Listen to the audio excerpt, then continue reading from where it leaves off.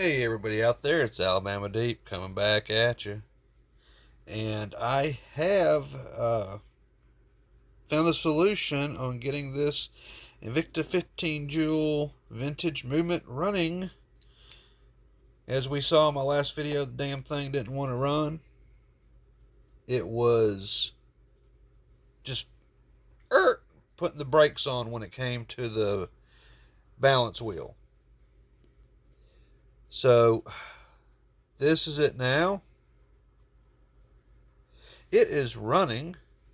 We don't know quite how well it's running, but as I had mentioned in my earlier video, the one before this, I told you that someone had flooded this watch with Earl.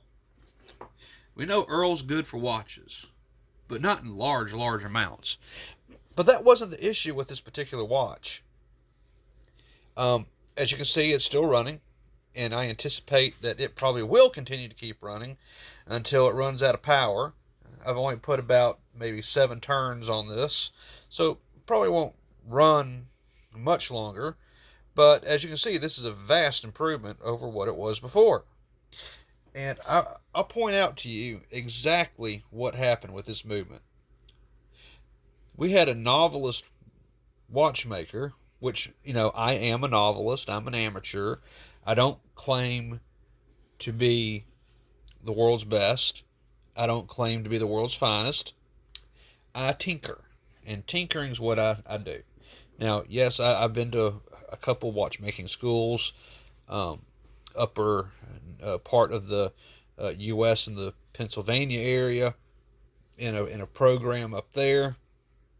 I won't go into its name because it doesn't matter, but we can say that somehow linked to Rolex USA in some way. But nonetheless, what we had here with this watch is there wasn't enough oil on these jewels. Now, I know people like to flood it. I guess they just did that on the keyless works for the grease. That's what I can assume anyway. But what happened with this particular watch upon closer inspection in removing the train wheel bridge, this one and this one were inside the jewel eye, which, its little wheel axis is going to be in the center of that little opening of the jewel.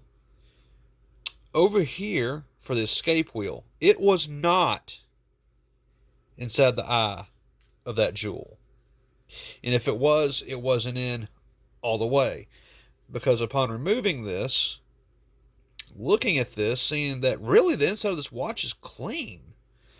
Someone has worked on this watch. They couldn't get it running. Okay, sell it for $15 on eBay just to get rid of it. I failed in what I did. Whoever was working on this watch, you did okay. Okay, it is clean. Now it's not spick and span dust free. It's been sitting in a container for God knows how long. But whoever owned this Invicta movement and tinkered with it, they did all right, minus that escape wheel axle was not in the eye of that jewel. That's put a large amount of friction and pumped the brakes on this thing to where that didn't want to spin.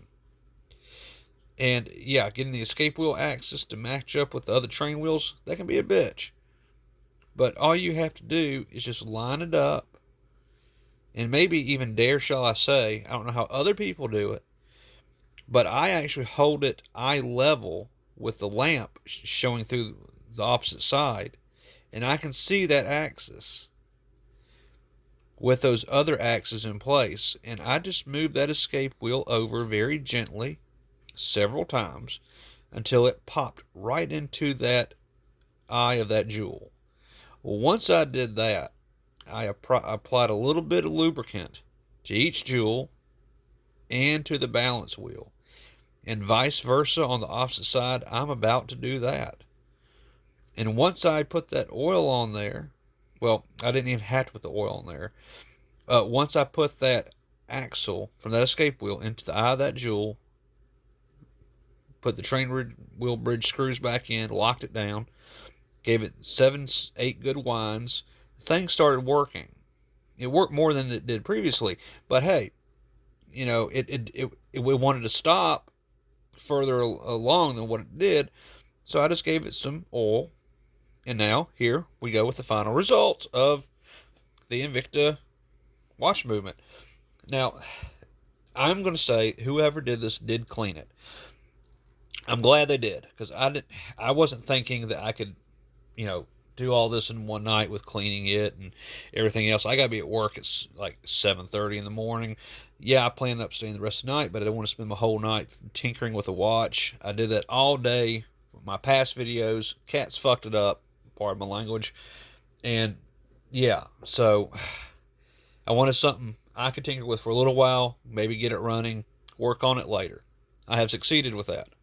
Now, am I fully done with this? No. There is a jewel and an enclosure on the other side that I'm fixing to flop over, unscrew, and oil that axis. Now, once I do that, I don't anticipate this watch stopping for quite some time.